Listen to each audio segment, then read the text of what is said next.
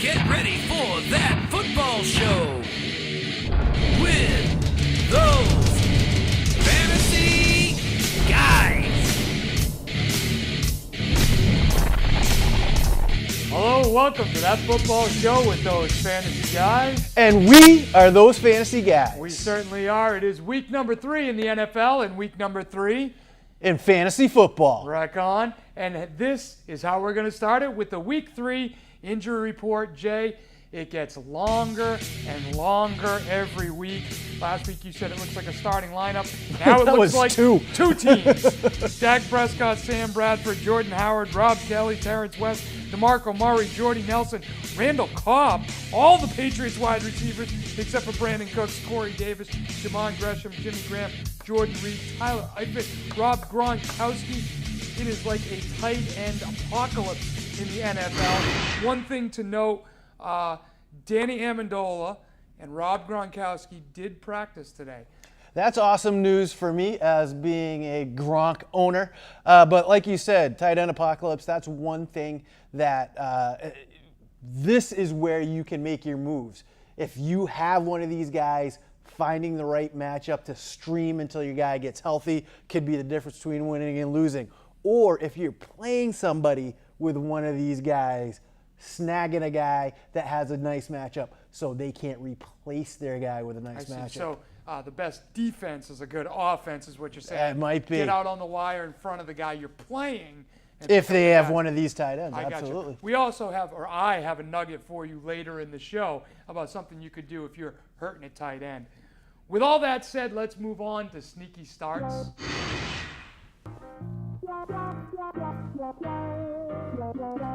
So Jay, so far as segments go in this year of TFS, we've been doing pretty well in sneaky starts. That continued last week. Why don't you tell us who you had? Last week I told you, based on the matchup, based on the injuries, go with Chris Hogan. I told you Tom Brady was going to come out with a vengeance. I didn't tell you he was going to get 3 touchdowns in the first quarter, but I did tell you he was going to come out 10 days off, come out with a vengeance. Hits Chris Hogan on a play that was called penalty, and Tom Brady went over there and negotiated the flag being picked up, which I thought was pretty impressive. Yeah. So he had 78 yards and a touchdown. That's exactly what you're looking for in a sneaky start. You got some yardage points, you got the 6 points for the there's touchdown. Not too many quarterbacks in the NFL that can convince a referee that really wasn't a penalty. But more power to him. Last week I told you to start Jacquez Rogers, and he had 19 carries to 67 yards and a touchdown, which is right around where we thought he would be. So he filled in and serviced very nicely for you if you started him. I wish I had taken my own advice and started him. I didn't. He was on my bench scoring those points. But this week he's going in my lineup, even though it's a much tougher matchup. And as I mentioned last week, if you're looking to move him, now would be the time, because the next 2 weeks are really tough, and then Martin comes back in week 5. That's right. Let's move on to this week's picks. Jay, who do you have for us today? This week I'm going right back at him. I'm going back at the Saints. I get a guy that is owned in only 14% of leagues, and he's only started in 2% of leagues. Digging deep on this episode. And he is going to get a matchup against the New Orleans Saints. They are a fantasy football elixir. They're a remedy. They're a cure-all. If your team or your player is having issues, play them against the Saints, and it's going to save the season. The injury to Greg Olsen is going to open up so much for Devin Funchess. It's unbelievable. Last week, Greg Olsen goes out. Devin Funchess is the number 2 guy in targets, in receptions, and yards. And going against that awful, terrible Saints secondary, you can expect, I would say, double the receptions and an increase in yards, and I'm going to guarantee a touchdown this week. So if you have a guy that's questionable, if you have a guy on the injury list, you can go out and play Devin Funchess with a tremendous amount of confidence. Thank you, Saints. Well, you've convinced me, and I'm actually looking for some wide receiver help in one of my leagues, and he's a guy that I am definitely targeting this week. I'll tell you, it's kind of a 3-way race right now between the Indianapolis Colts, the New York Jets, and the New Orleans Saints for the worst team in the NFL. The only thing about it is the New Orleans Saints have much more talent. I just can't imagine that this spiral free fall is going to continue. There needs to be some wholesale changes on that Saints team, and I don't know what they are, but it needs to happen quick. Yes, it does. I agree 100%. The problem is what's going on in the Saints defense is nothing new. That's been going on for years. So that's not a simple adjustment here, adjustment there. That's drafting, committing to it, attempting to scheme somebody instead of just letting people run by you. Also on that topic, just in general about teams that are struggling in the NFL, are the teams with the worst O-lines in the NFL. Not necessarily a coincidence, but in years past, teams have been able to kind of band-aid that and find ways around it. It seems as though that's the real Achilles heel in the NFL this year, is if you have a bad O-line, your offense is going anywhere. That is very true. Look at Seattle Seahawks. Exactly. My point exactly. It might be an interesting way to move forward drafting fantasy teams is to look at the O-line of the players that you're picking. Something to think of for next year. Anyways, the guy that I'm going to go with this week is Rashad Higgins. Rashad Higgins. Who? Exactly. The Cleveland Browns went from the practice squad to the #1 wide receiver for the Browns last week. He had 11 targets versus the Baltimore Ravens, where he had 7 catches for 95 yards. This week, he gets the Colts, who has the worst secondary, 31st ranked pass defense in the NFL. He's owned in 1% of leagues. And last week, because he didn't go for 100 yards and he didn't score a touchdown, he is way off fantasy radars. But this is a guy that, again, the 11 targets in that game, far outnumbered anyone else on that team. They need a #1 wideout. It's not Kenny Britt. He hasn't showed up at all. This guy could be a guy that you could add from the practice squad to your starting lineup. Go out, start him. I'm guaranteeing that he sees more targets than anybody on the team this week and probably scores that first touchdown. Oh, and I love this pick for so many reasons. Because he's only owned in 1%. He's a deep sleeper. He plays on the Browns. And if you've watched TFS for the past, is it 8 years? 8 years. One thing we've always talked about is opportunity. And this guy has an opportunity to show out. And this guy has an opportunity to play against an awful defense. That's right. So when you combine those two opportunities, I love this pick. So we're helping you out with some wide receivers in this segment. Let's move on to tough sits. Sit down. Jay, you usually start this segment. I talked all over David Lee Roth there, but I think you'll forgive me. Now, I will tell you that as good as we've done with our sneaky starts, we're about 50% with our tough sits. But that's why they're called tough sits. Exactly. Because they're hard things to pick. So, Jay, why don't you get us going on this one? Last week, I went with Dez Bryant as my tough sit. Now, mind you, 97% of the Cowboys game was a tough sit. And there was one play that he scored a touchdown. He had multiple targets. He was being pretty much shut down. He did end up getting that one touchdown. They went back to the same play later in the game, pick 6 the other way. Anyways, it was, if you had Dez Bryant, hopefully you played him, he did get you that touchdown. But man, it was close to being a really good call. I hear you. You can feel comfortable and confident in your pick when you remember what my pick was for a tough sit. I told you to sit down Carlos Hyde. All he did had 15 carries for 124 yards against what we thought was a vaulted Saints defense. Seattle defense. But it would appear that they are about as tough as a paper bag because Carlos Hyde just tore right through them. Not only that, but the backup running back in San Francisco had almost 60 yards rushing on like 7 carries. I don't know what's going on in Seattle, but if you've got a running back that's playing them this week, I would start them. Carlos Hyde was definitely a bad call as a tough sit. Going forward, he's proven at this point, after playing 2 weeks in the NFL, that he is a stud running back in fantasy football. If you manage to draft him, I would say he is almost matchup agnostic. Like, you cannot sit him. How do you like that one? I think I like it. I don't know if I used it correctly, but I used it. So here's the point. Carlos Hyde starts for the rest of the season, but often injured Carlos Hyde. I was going to say, until he gets hurt. There's a little tip for those Carlos Hyde owners. I mean, you might want to go out and pick up that backup. Berea, he's got some speed too. He came out and looked just like Carlos Hyde Jr., had no problem running through that defense. So, anyways, bad picks this week, but we are going to make it up for you this week. Jay, get us going.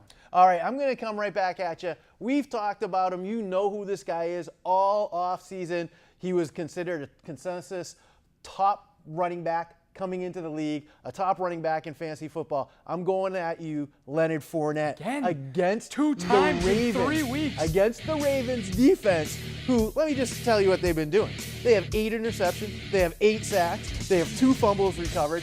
What does that say about Leonard Fournette? That they haven't given up a 100-yard rushing game Well, in he 2 games? doesn't pass the ball, so. Well, that's true, but what I'm saying is this is just describing how nasty that Ravens defense they're is. unbelievable. And they're playing in London at 9 a.m. So he has to fly across the Atlantic Ocean, fly across the pond, excuse me, to face a Ravens defense that is going to give Blake Bortles no respect because he has proven nothing. I'm not even sure if he's starting this week how bad he's playing. The only thing that's keeping the Jaguars afloat is Leonard Fournette. And don't think for 1 second that the Ravens are going to allow that to happen. They're going to put 8-9 guys in the box and say somebody else has to beat us. And we don't think there's anybody on the team that can now that Robinson's out. So I say sit Leonard Fournette. Those games over in London are always messy, always low scoring.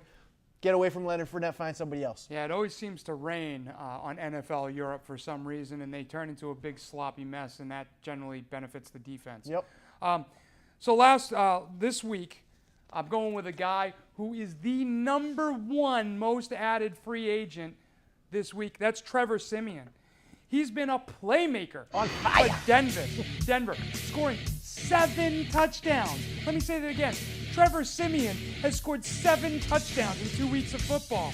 In week 1, he was 17 of 28 for 219 yards, 2 touchdowns, an interception, and a rushing touchdown.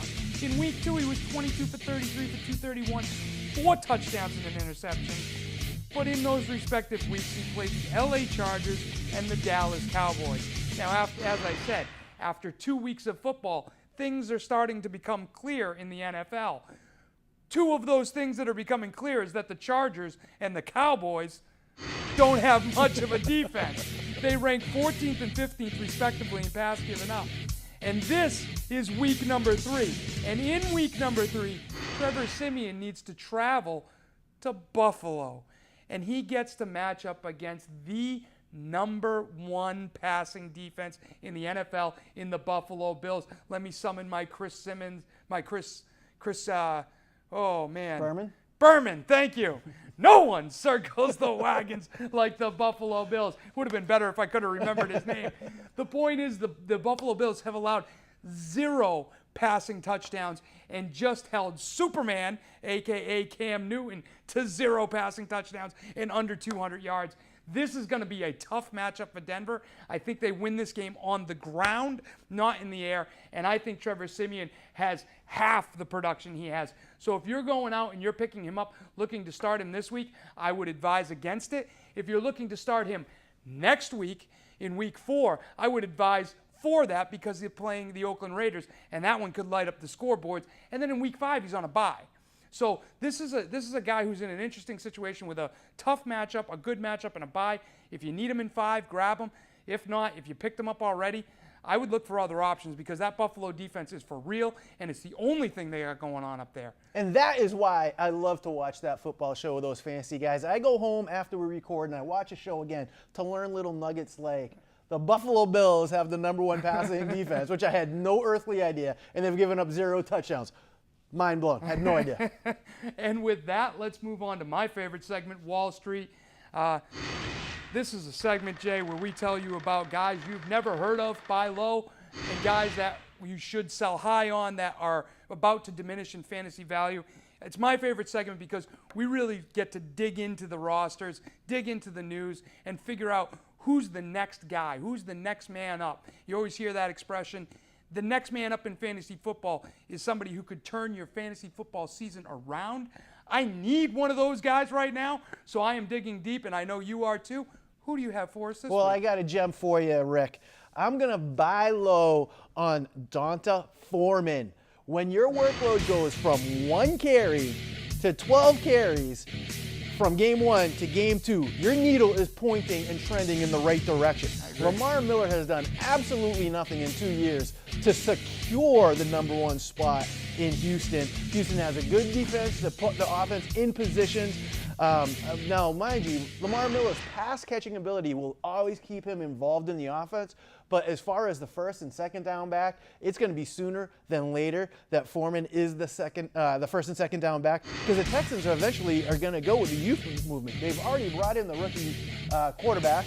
They're going to bring in the rookie running back and kind of build it from there and let these guys grow and blossom together. Leave Lamar Miller as the third down back, change of pace back.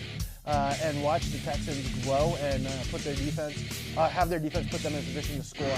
So I think this is a guy that you're going to be able to get now relatively free and have value week 6, 7, 8, 9, and through the playoffs. Yeah, and not only that, Jay, but he's going up against what kills me to say is a great matchup in the New England Patriots, who just have not shown really much defense at all other than at the Saints. But even the Saints, they allowed all kinds of passing yards to the Saints. So we must have a theme going on here in Buy Low this week, because I'm also going to tell you about a running back who is currently the backup but has every opportunity to become the starter. Joe Mixon? Orleans Darkwa. Orleans Darkwa for the New York Giants is the second running back on that team. However, the first running back, Paul Perkins, is 14 of 26 through 2 games, Jay. That's 1.86 yard average for Perkins. Now, through those same 2 games, Darkwa has 6 carries for 31 yards. There are things that are going to be shaken up in New York after this Monday night game. You're going to see offensive line shakeups. You're going to see play calling shakeups. You're going to see running back shakeups. And what that means is Orleans Darkwa is about to get an opportunity to become the number 1 back there. And if you are a TFS loyal watcher, you've heard that name before. We've mentioned him in the past. He is a good running back. He's a hammer, and that's the kind of football that the Giants want to play. They want someone to hammer the ball between the tackles and then pass over the top to Odell Beckham. Perkins is not getting it done. Orleans Darkwa could get it done this week with a great matchup. All right, I agree with you 100%. Orleans Darkwa, Madden approved. And before we end this segment, this is a little unorthodox, but I felt with all of the uncertainty surrounding the tight end position this season, I would give you someone who is deeper than a deep sleeper at this point, who has been forgotten by the NFL, forgotten by everybody except for the coaching staff of the New York Jets. Now, that might be a good thing because the New York Jets, not so good this year. However, they are hungry for receiving talent, and they have Austin Seferian-Jenkins, formerly of Tampa Bay Buccaneers, Mighty Bucks. And now what I want to tell you about Austin Seferian-Jenkins was he was reinstated in the league on Monday, and he gets to play his first game for a team who's desperate for wide receivers. ASJ, as I like to call him, over his career is 55 for 713 and 7 touchdowns. Now, that's an absurd 13 yards per catch for a tight end. That's phenomenal, especially a guy who has over 50 catches. That means that basically this guy's catching for a first down every time they throw him the ball. Oh, and by the way, he's 6'5", 262 pounds. Can you say red zone threat? Come on. If you need a tight end, this guy is owned in like 9% of fantasy football leagues. This is a guy you can go pick up for free or for $1, depending on the rules of your league. Throw him immediately into your starting lineup. I'm going to go out on a limb here. I'm going to say that ASJ is the most targeted tight end in the NFL this weekend. Wow. That's Boom! bold. Put it on the board. Mark it. Let's move on to weekly leagues. Jay, you killed this segment entirely. I leave it entirely in your hands, my friend. Who did you have for us last week? Last week What do you got this week? Last week I went with another mighty buck. Mike Evans, 93 yards and a touchdown. Value pick, got your results. If you're going to spend that kind of money on a receiver, got to get a touchdown, so you build your team around that. But this week, I'm going to go with a little bit of a different approach, where I'm going to get the value from getting somebody extremely cheap and building the team around that. Even if I don't get a lot of production, it's going to allow me the money to get people that I know will get production. And this guy is just a lottery ticket. Maybe he gets production, maybe he doesn't. But his cost makes his value unbelievable. And the upside is tremendous with the injuries to Jordy Nelson and Randall Cobb and the talent of Aaron Rodgers, Geronimo Allison against the Bengals. Oh, it doesn't get any better than this. You're going to pay nothing. You could get 120 yards and 2 touchdowns out of the guy, or you don't get nothing, but you can build the rest of your team around him. This guy is an absolute dream for a weekly matchup type of situation. Those 2 injuries means he's going to step in, he's going to get a ton of targets, a ton of opportunity, and he could absolutely catapult you into the cash. Yeah, I like it. I like the pick. I like how deep we went on this episode of TFS. One thing to note about the Green Bay Packers, another team with not a great offensive line, kind of struggling in the early going in this league. That is all the time we have for TFS this week. Jay, fantastic episode. Dug deep for you. I guess we'll see you next time. Good luck this week. We're coming to the quarter pole. This is where everything gets evaluated. 9 a.m. kickoff in London. Don't forget 9 a.m. Good call.